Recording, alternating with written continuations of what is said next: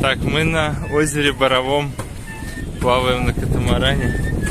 Такой тут интересный остров, сейчас на него причалим. Ну вот мы причалили на остров.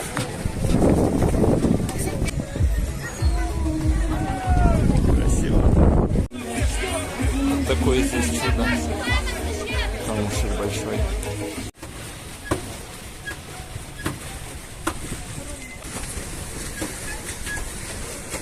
Физическая нагрузка и прогулочка. Как тебе, Тань?